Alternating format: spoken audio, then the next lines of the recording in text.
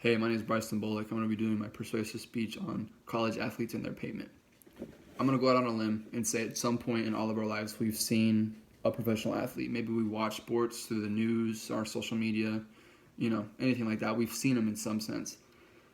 And if you're like me, I watch a lot of sports, and so and I follow a lot of sports pages on my social medias, and so I see a lot of contract deals and things like that, and money extensions basically, which I think are rightfully due when you become a professional athlete because you've put in work through high school, and if not high school, college for sure, and so you've made it, and there's very slim chance to make it to the pro league, and you did it, and so your work finally pays off, and eventually in time you will become wealthy. But I also watch a lot of college sports, like I said. And for a long time, I didn't understand that they didn't make any money. For some reason, I thought that, somehow they get money and they're able to spend it. But the only money they technically get are from scholarships. And that's not even really their money. It's just provided by the school for them, but it's not their money. They can't go to their bank account and be like, yeah, let me get a couple hundred out. I got to go home this weekend or something like that. It's there. The school puts it in and they regulate it. Any leftover money goes to the coaches or the coaching staff, or it's put for away games, like the away game meals. And they don't even get to decide how much money that is. It's just whatever's left over. They limit out $7 for a sandwich or something like that.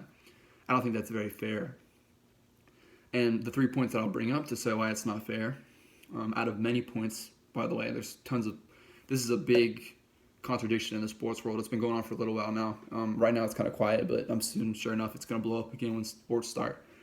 But my main point, or one of my main points, the first one is the myth behind scholarships and the fact that they don't go above and beyond and only supply the basic needs of an athlete. Number two, the amount of time and effort, physically and mentally, student athletes put into their sport for no payback or no kind of commission. And thirdly, the amount of money revenue that institutions, schools, coaches make back from these players and they get nothing in return. These are all reasons why athletes deserve the opportunity to be paid. Initially, my first point, the myth of scholarships. I think that scholarships are a really good thing, and that's a fact. They are a good thing. Not even for non-athletes. It's really nice not getting money from being smart in something or having a talent that other people don't have, and you get paid for that. That's really cool, and it's really nice since college is so expensive nowadays. However, I don't think that it's fair to say that college athletes are treated better because their scholarships are higher than other people. An average college athlete scholarship for football, I'm not really sure about the other ones, but for football for sure is around $100,000. But they spread that out for 4 years, and so it's about $25,000 per year. And that's a pretty good scholarship that covers basic tuition needs, dorming, meal plans, books, etc. And whatever's left over, like I said, it goes to the coaches and stuff. However, say for example, let's go hypothetically that an athlete needs to go home. He needs to fly home immediately, but his family isn't really financially secure in that sense. How's he going to get home? Because he doesn't have money to take away from his scholarship because it's not really his money. It's just gifted to him by the school. So he has no way to get home, really. In the emergency, he can't be there for, Or what if he runs out of stuff throughout the week, like body wash, things like that, and he can't rely on his family for money? What does he do? He's going to have to bum off the school or one of his buddies or something like that. It's just not it is secure in a sense, but once you get past those basic needs, you're kind of just putting your neck out there and it's kind of whatever. And yeah, some athletes do get side jobs, which is 100%, good, and people will promote that. But at the same time, when I bring some more statistics up later on, you'll understand why that's so hard for athletes to do and to be able to maintain in their sports. Before I move on to my second point, I do want to bring out a quote from Tyson Harnett. He's a former athlete. Now he's a writer for the HuffPost. And he said that in one of his articles he said, and I quote, that NCAA chairman, who, this isn't part of the quote, but NCAA chairman, or NCAA is what all sports in America, college sports in America go through pretty much. And so the chairmen are people that are over, certain districts and areas and things like that. But the quote said that NCAA chairman can make over $1 million a year off of a player, but that player can't even get $50 for an autograph that he signs. And I just want you to let that sit in and remember that as I go on with my points. So following this first point is my second point. Like I said, the amount of time and effort that players put in to their sport for no outcome. I'm going to start off with a statistic, that way it's more impactful, I guess. So Ian Flickinger, who is a writer for U-Wire Text, and I found this site through the Rowan State Library, he states, and he's quoting someone else, he's quoting ABC News. He says that, or they say, he says that they say that the average D1 players in these sports make or put this many hours into their sport. So football players put in 43.3 hours a week, baseball 42.1 hours a week, and basketball right under 40 at 39.9 hours a week. And for all the female athletes, it's only 2 hours behind on each category. So they're right up there putting up, well, not for football, obviously, but replace football with soccer is what it was, sorry. They're putting in just as much work as the guys are. But they don't get paid for this. That's a full-time job. That's more hours than I work right now. I would only work like 29 hours. That's 43 hours a week for a sport that you're physically draining yourself with. You don't get extra time in class if you're a student athlete. You're still held to the same standards as everyone else, still held to the same grade standards. And so it kind of just puts, your shoulders get heavy with all this weight. They don't have extra time in class, like I said. They're expected just like the same everyone else. But that's 43 hours a week that you're sitting, you're on a field, you're in a weight room, you're watching film, you're just trying to prepare yourself, but you're not getting paid for that. Another thing to take into consideration with all this is the fact that, like I said when I first started, it's a very slim chance that you make it to a pro league. And the actual statistic for that is 1.2% of people make it to the pro league.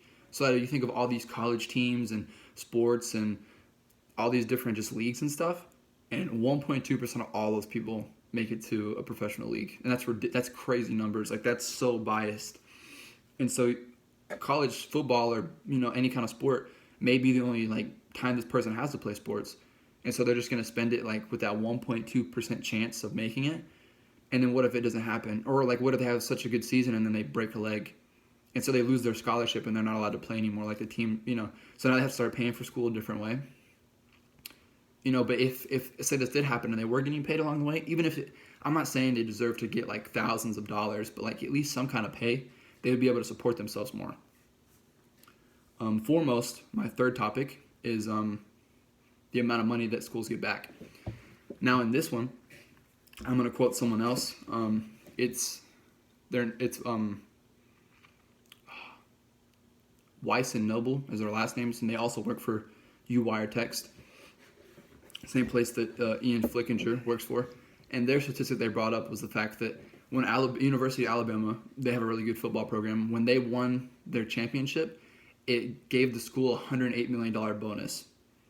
So that school got $108 million, but the players couldn't get even a penny of that. You see how that's kind of unfair?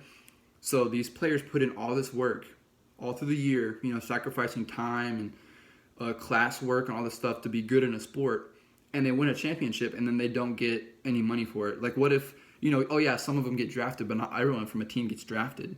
Then what are you going to do? You didn't waste years. I mean, you stayed in shape, but you don't get any compensation for that win. You get a trophy that you get to look at. You don't even get to keep in a case. It's just not fair. They're being exploited in a sense. It's almost exploitation because they're basically, if that 1.2% chance of the pro league wasn't there, it would be exploitation 100%. Because they're not getting any money for anything. And the only reason you get money in the pro league is if you're good. Some people get there and they just get cut and they're undrafted and they're a free agent and they end up playing basketball overseas or something. It's not the weight of making it and the weight of not making it outweighs so much more than the other one. And I don't think that's fair. So in conclusion, the evidence and the points I put before you, and I'll rename them again just in case, I mix it up somewhere. The myth behind the scholarships, that it doesn't go above and beyond for athletes.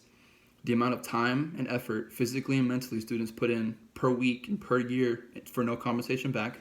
And thirdly, the amount of money revenue that institutions and coaches and schools make and the students get none of it. It's just not fair. I just put the evidence in front of you, and I hope that's more than enough to realize that some type of action should be made for these students to get some kind of payment, whether that's some kind of weekly wage or monthly wage, or maybe even because schools also sell their names. I brought that up a little bit earlier, but they'll sell the students' names and they get the money for it, but the students don't get anything. If they at least got paid for that, they would be doing as much as they could in a sport, and they would get compensated for that, and that's fair. It's so close to exploitation, it's not even fair for the athletes. That 1.2% is like a thread compared to all the weight that they're having to deal with not making it. And so, like I said, this is evidence that I put in front of you. Should be more than enough to give athletes this evidence that I've put in front should be more than enough evidence to show that student athletes deserve the opportunity to be paid. Thank you.